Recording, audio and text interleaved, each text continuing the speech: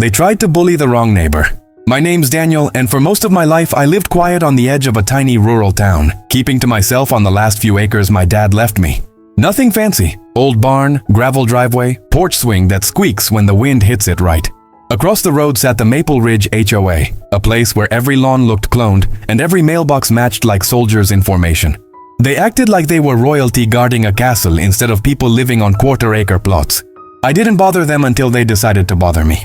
It started when I parked my faded red work truck on the shoulder near their subdivision sign. I wasn't even on their property, but the next morning I found a bright yellow ticket slapped on my windshield. An HOA violation, for a guy who wasn't even part of their HOA. I laughed, took it off, and drove on.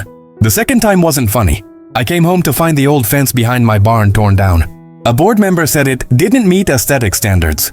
My fence, on my land. They'd crossed the line, literally and legally. While cleaning up the mess, I remembered something my dad once mumbled. They don't know where their precious neighborhood really sits. I dug through his dusty filing cabinet.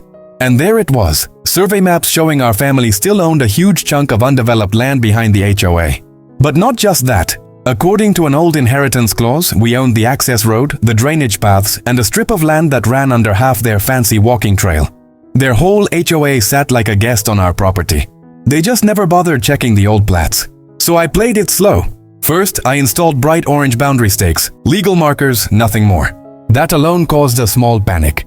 Board members started knocking on my door asking what the meaning of all this was.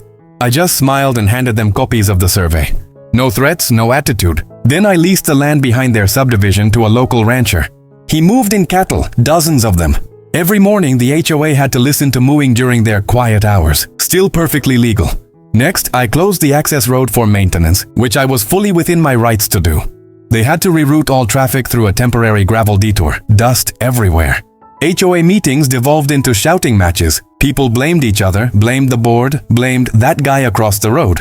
Then came the final blow. The drainage path. The HOA had never maintained it, even though they were supposed to. So when I filed to enforce the easement agreement, the county made them pay for years of ignored repairs. Tens of thousands of dollars worth. Their proud entrance sign, which they once protected like a sacred relic, got surrounded by construction tape, mud, and machinery. Kids biking past it laughed. Parents cursed under their breath. It was the most chaotic I had ever seen that spotless neighborhood. And I didn't gloat, not once. When the HOA president finally came to apologize, he looked tired, sunburned, and defeated. I shook his hand. Told him we could get along fine if they stopped treating the world like they owned it. He agreed. And for the first time, that neighborhood actually felt neighborly.